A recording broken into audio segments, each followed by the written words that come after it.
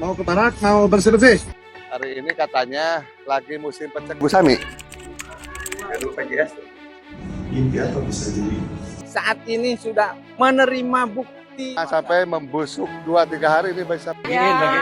Diatur aja sama ibu nanti. Sim kuring teh uninga jalan. Koperasi Desa Merah Putih itu dibentuk utamanya memang untuk kesejahteraan warga. Udah ada BUMDes kan.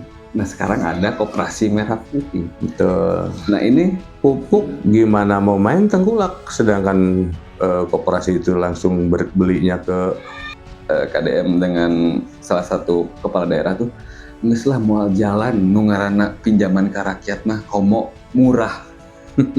wah kita mau simpan pinjam, yang ditakutin kan nanti ada. Saya dengar-dengar juga katanya Koperasi Merah Putih ini akan menjadi supplier buat MBG misalnya. Ya. Saya pernah dengar tuh. Apakah benar nggak sih? Assalamualaikum warahmatullahi wabarakatuh. Waalaikumsalam. Nah teman-teman, dalam rangka mewujudkan Sukabumi Mubarokah, hari ini saya ada di Kabupaten Sukabumi dan sudah bersama dengan seorang kadis. Di sebelah saya sudah ada kadis Koperasi dan UMKM Pak Sigit. Ya, Pak Sigit apa kabar? alhamdulillah Pemuta sehat ya Kang Uta. Alhamdulillah. Assalamualaikum juga untuk semuanya.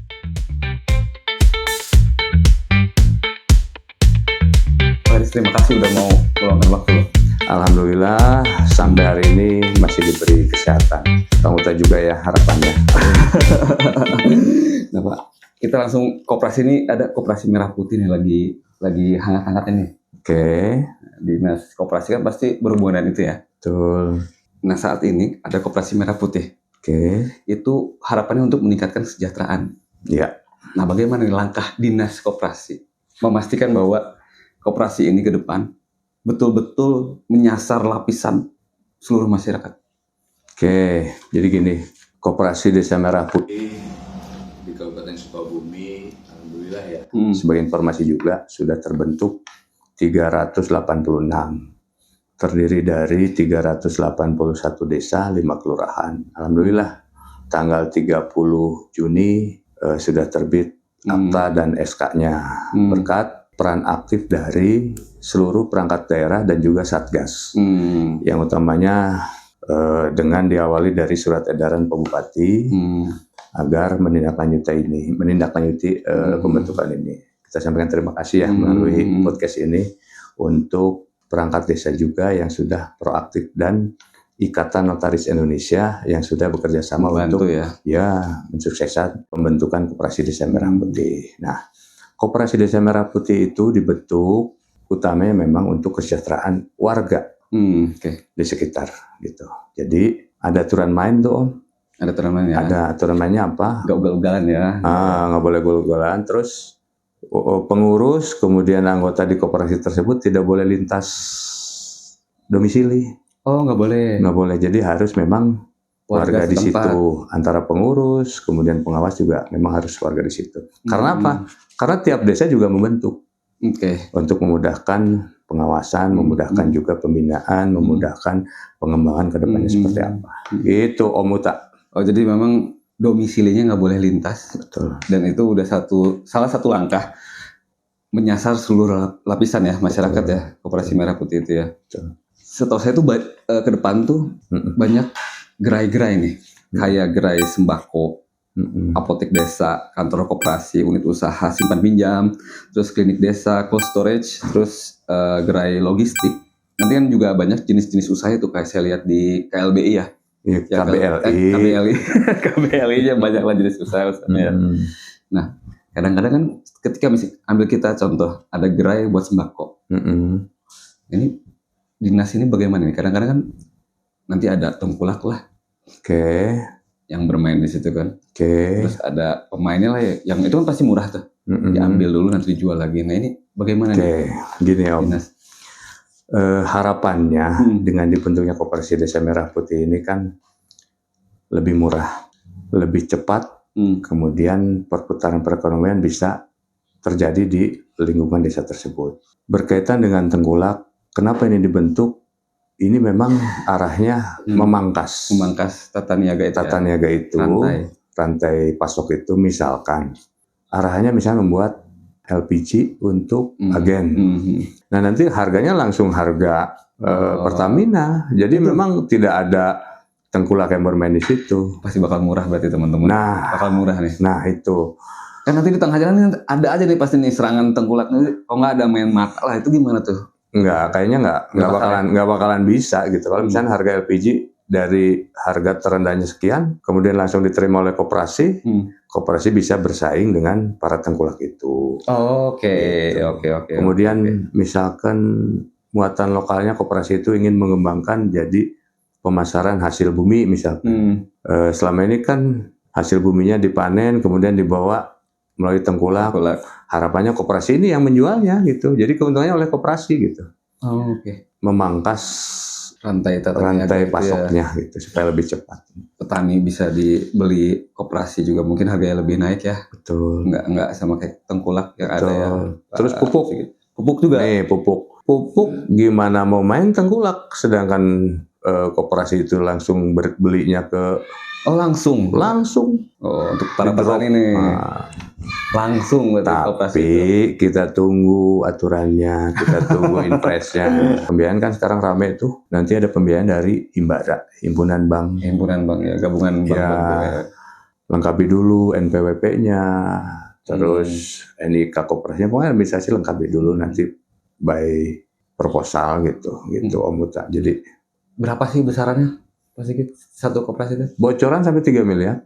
3 miliar. Luar biasa kan? Luar biasa ya. Tapi manfaatkan sesuai peruntukan. Karena harus berpikir itu pinjaman. Oke, pinjaman. Nah, harus dikembalikan dong. Harus dikembalikan, bunganya juga, pokoknya juga.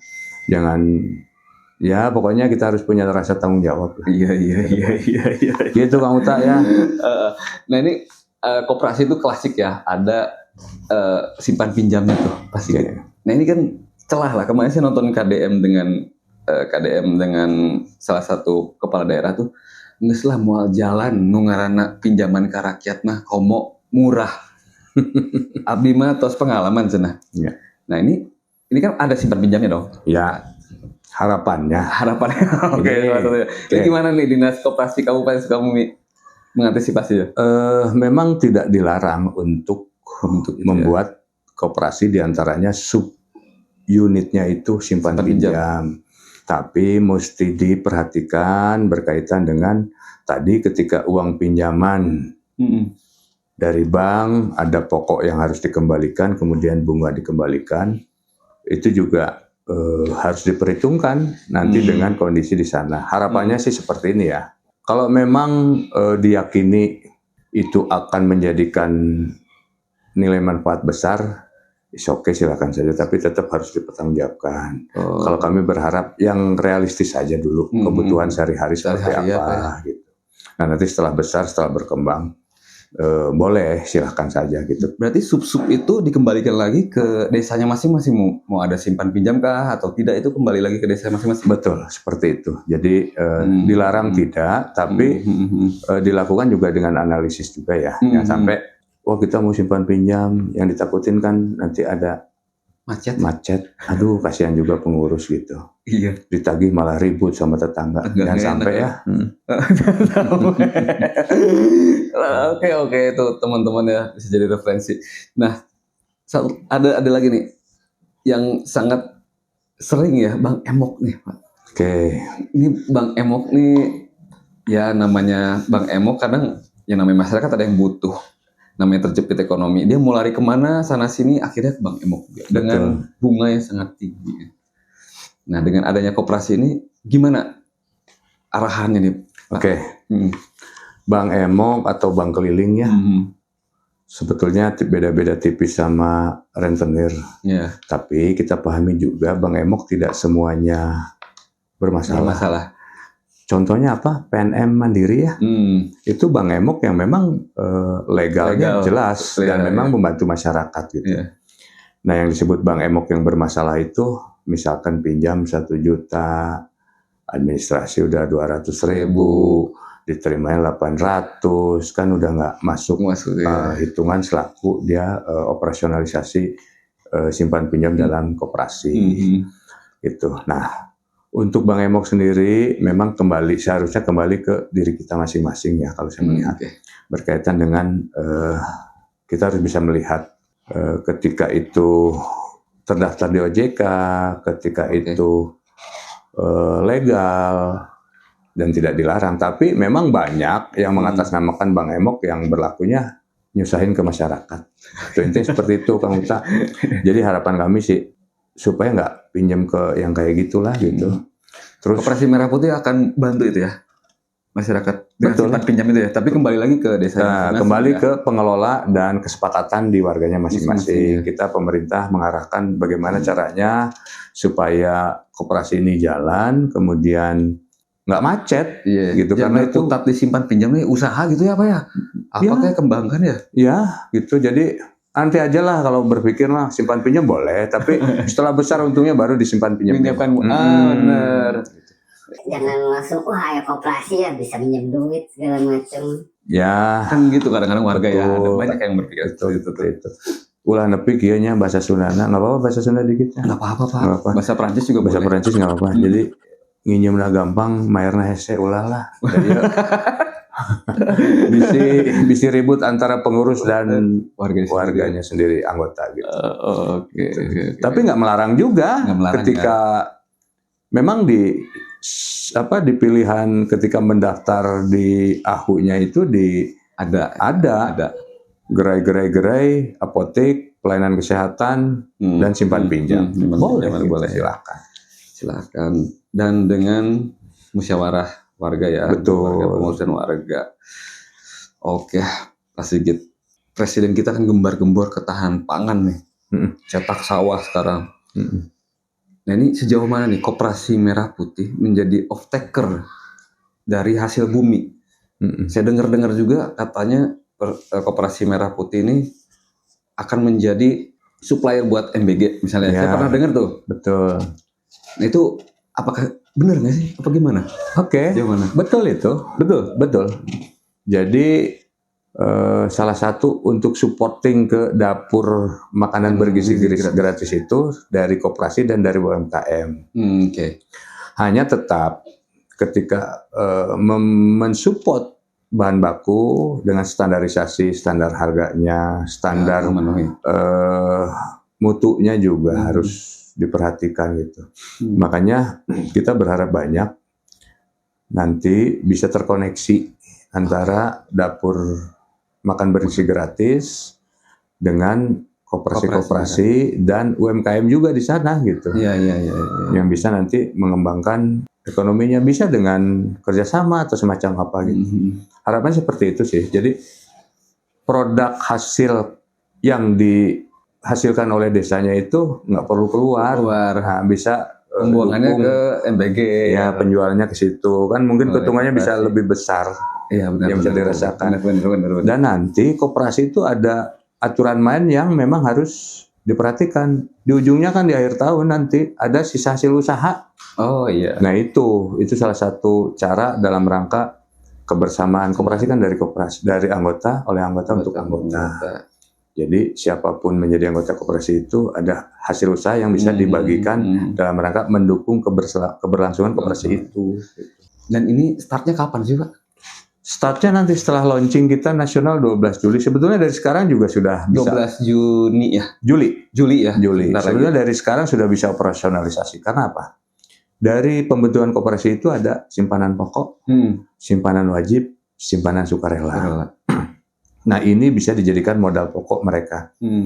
Bisa misalkan dari simpanan yang memang tidak ada standarnya harus berapa pokok, wajib, sukarela, nggak ada, dari masing-masing kesepakatan saja di koperasi ketika itu dibentuk.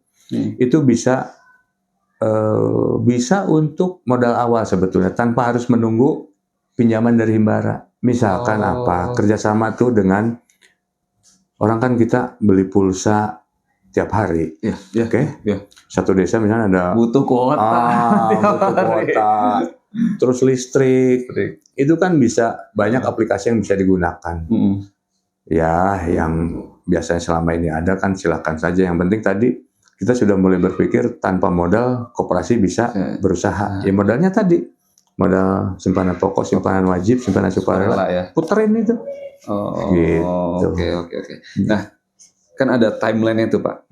Dari awal dari surat edaran bupati sampai sekarang. Nah, sekarang ini prosesnya sedang apa nih sekarang?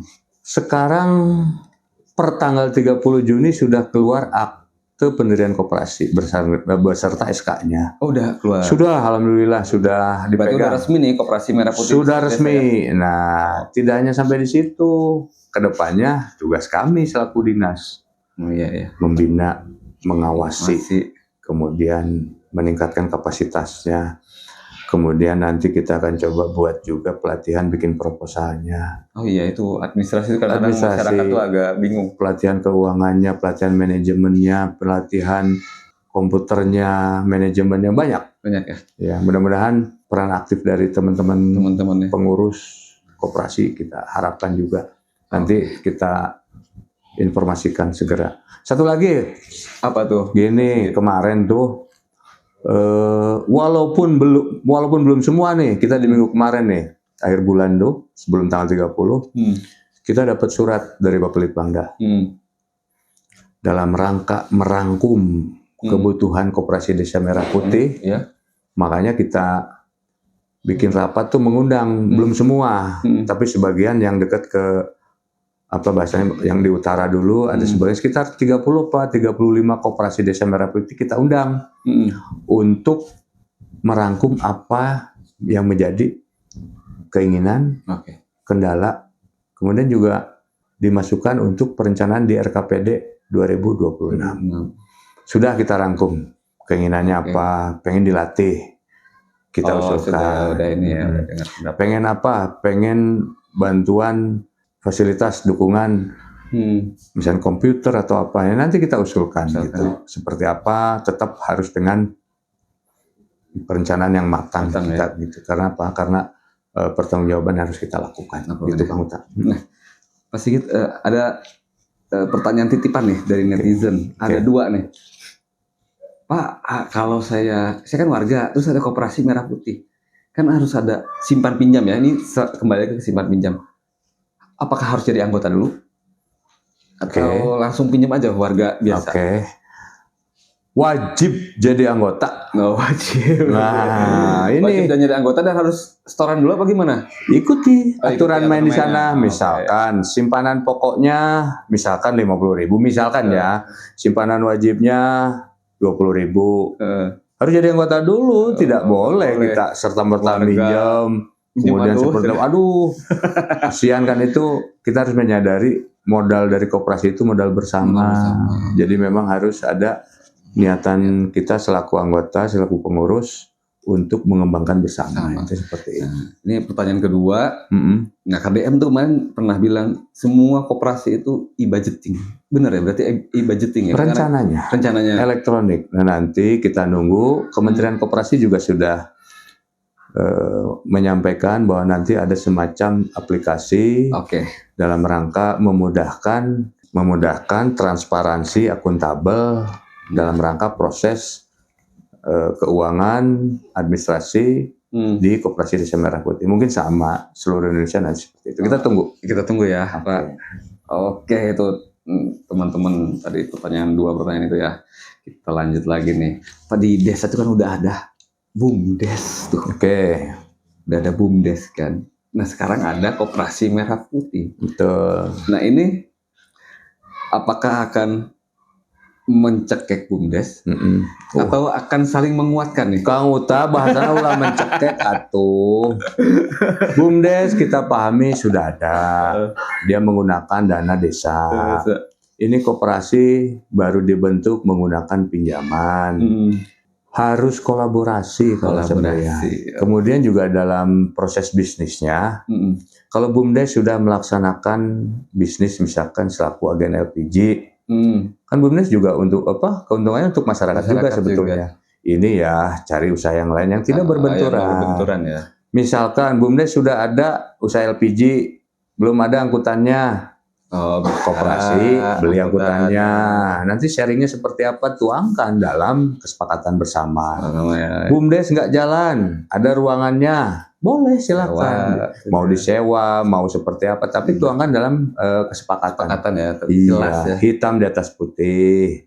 Dan hak dan kewajiban juga kesetaraannya harus kita perhatikan. Terakhir Pak Sigit, sekiranya masyarakat Kabupaten Sukabumi nonton, ada pesan-pesan nggak buat mereka mengenai Koperasi Merah Putih ini? Oke.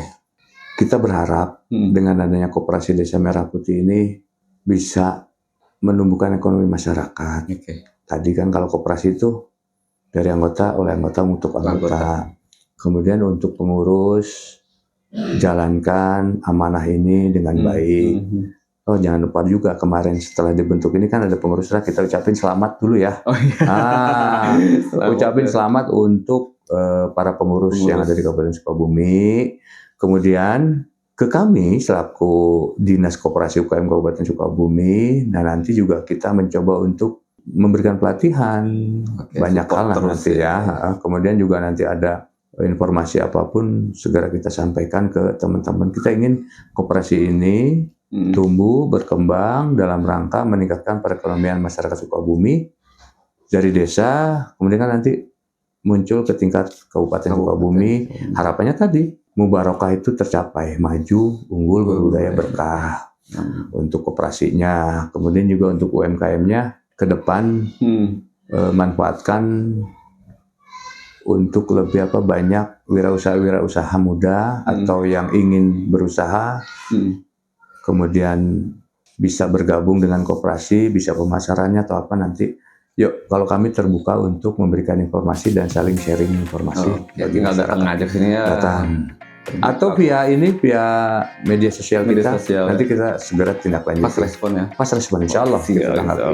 Doain kami supaya dalam rangka menjalankan tugas ini sesuai dengan apa yang menjadi harapan dan aturan. Siap. Oke, itu teman-teman podcast saya dengan Pak Sigit. Terima kasih Pak Sigit. Sami-sami. Terus terima kasih juga penonton yang udah menonton. Mudah-mudahan video ini bisa menjadi referensi teman-teman ya, dan bisa berpartisipasi juga untuk mewujudkan Kabupaten Sukabumi berkah. Wassalamualaikum warahmatullahi wabarakatuh. Salam warahmatullahi wabarakatuh. Hatur nuhun, Kang Uta. Sami-sami.